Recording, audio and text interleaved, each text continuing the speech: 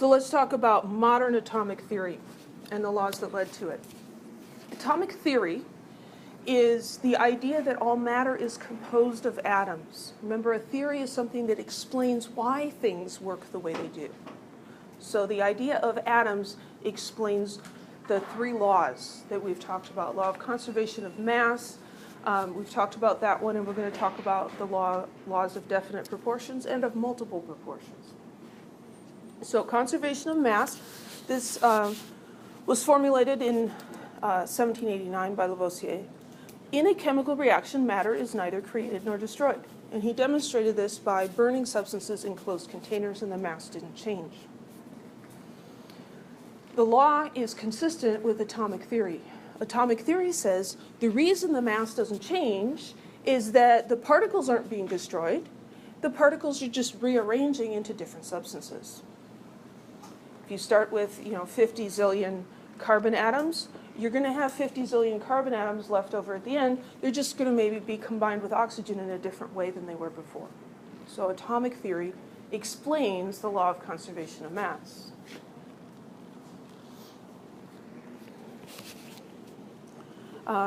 Here's a simple example. If we take sodium, which is a soft and highly reactive metal, let's say we took 7.7 grams of sodium, and we react that with some chlorine gas, 11.9 grams of chlorine gas. So here are our illustrations of what the particles look like. Sodium atoms in a solid, and here we have chlorine molecules in the gas state. The total mass of the reactants is 19.6 grams. If we combine these into sodium chloride, the particles have rearranged. Now they are mixed together in a very orderly way. The total mass of what we end up with is still 19.6. But now we have sodium chloride instead of a reactive metal and a toxic gas. If you think about it on a particle level, think of atoms as being like Lego bricks. If you took Lego bricks weighing 7.7 grams and green Lego bricks weighing 11.9 grams, and you put them together into one structure, we would expect that the mass would be the sum of what we started with, right? Does that make sense? So that's the idea of conservation of mass and how atomic theory explains it. Law of definite proportions. 1797, a French chemist, Proust, made observations about composition of compounds, and his summaries led to the law of definite proportions, which is stated this way. All samples of a given compound, regardless of their source or how they were prepared, have the same proportions of their constituent elements. So, as an example, if we take 18.0 grams of water and we decompose it into its elements, hydrogen and oxygen, and you can do that by passing electric current through it, it will give you 16 grams of oxygen and 2 grams of hydrogen. Every time, you'll get the same mass of oxygen and hydrogen. And in fact, if you use a different amount of water, you will get a different amount of oxygen and hydrogen, but the ratio will be the same. It'll always be a 16 grams of oxygen to 2 grams of hydrogen, or an 8-to-1 ratio. By mass, the oxygen will always weigh 8 times as much as the hydrogen, because water has a definite composition. Okay, so let's do an example problem using law of definite proportions. 2 samples of carbon monoxide are decomposed into their constituent elements. One sample produces 17.2 grams of oxygen and 12.9 grams of carbon. The other sample produces 10.5 grams of oxygen and 7.88 grams of carbon. Show that these results are consistent with the law of definite proportions. Law of definite proportions says that the mass of one element to the mass of the other element, that ratio will be the same regardless of the sample. So what we need to do is we need to calculate a ratio for both of these. So in sample 1, I'm going to do the heavier one to the lighter one because that gives me a larger number. So sample 1 is 17.2 grams of oxygen for every 12.9 grams of carbon.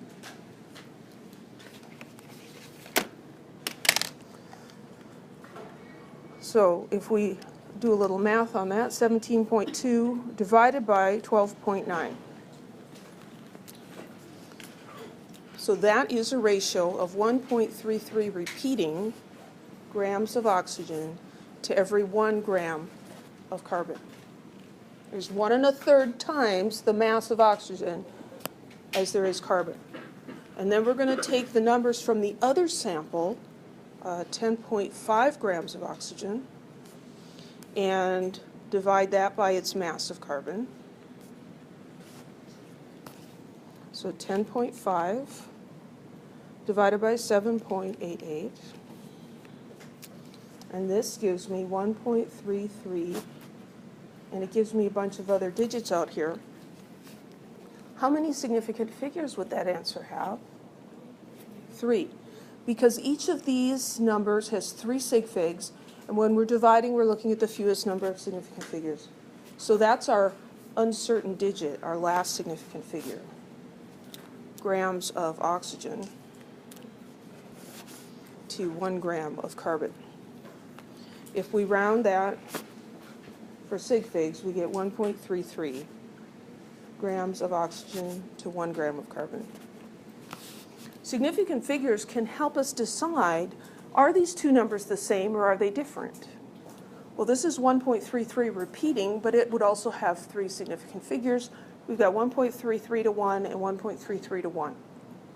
If there was a little bit of difference in the last digit, we would still consider them to be the same number because there's uncertainty in that digit. Any questions? This supports the law of definite proportions because the ratios of masses of the elements are the same in both. Any questions? So that was the law of definite proportions. Then there's the law of multiple proportions. The names may be seen contradictory. John Dalton again, 1804.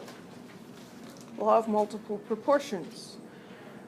When two elements, we'll just call them A and B, when two elements form two different compounds, the masses of element B that combine with 1 gram of element A can be expressed as a ratio of small whole numbers. Now, I have a degree, an advanced degree in chemistry, and I still, you put something in words like that and it's confusing. You're like, what the heck does that mean, right? Let's think about it in terms of atomic theory.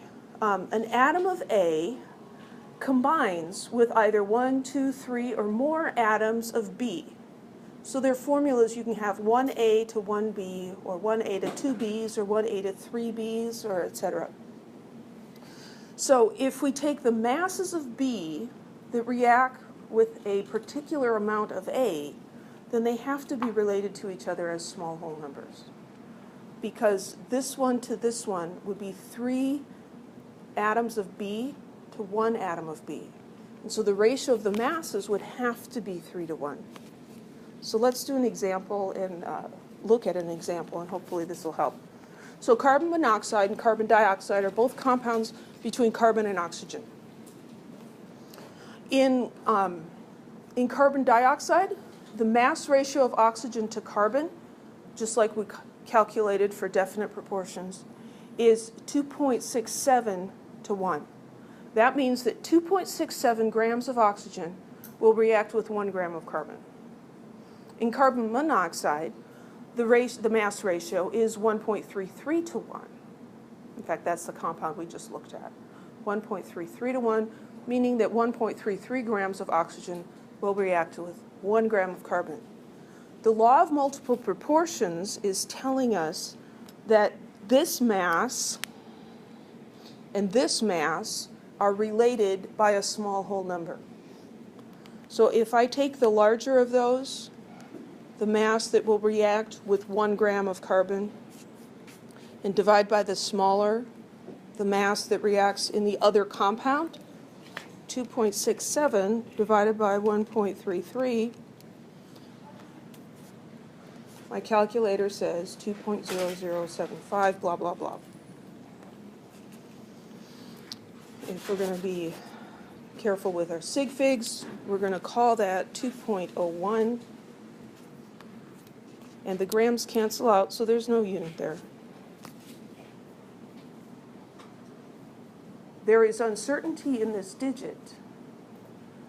So we can say, well, yeah, that's 2.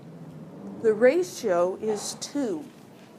That tells me that in carbon dioxide, there's twice as much oxygen for every amount of carbon as there is in carbon monoxide. Does that make sense? I know it's a ratio of ratios. It's a little confusing. Let's look at it a little bit more. So here is carbon dioxide. 1 carbon atom, 2 oxygen atoms.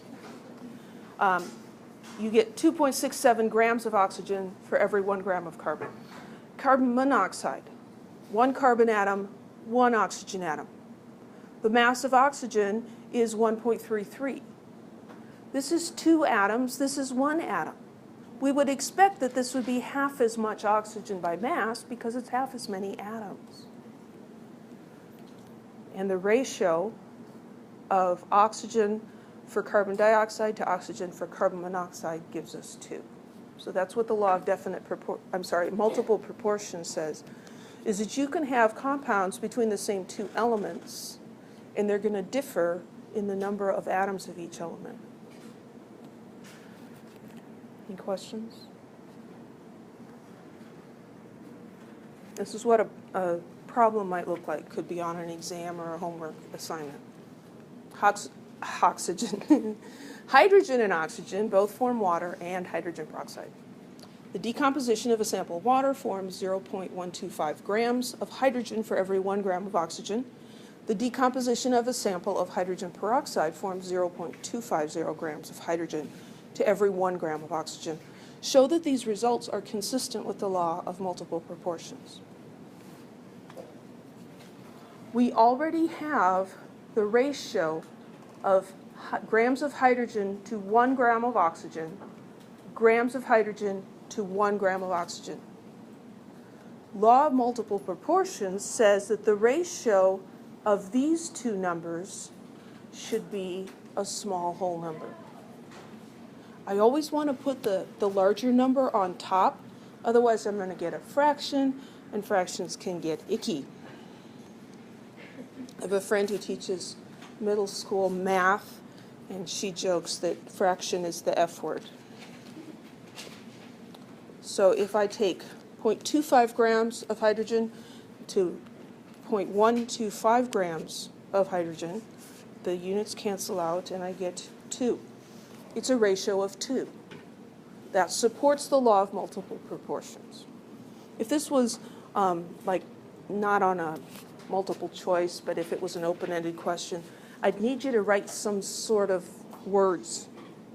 I don't require complete sentences, but you'd have to write down something besides just doing this. Any questions?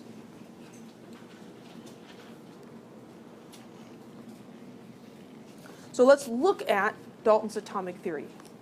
4 basic ideas.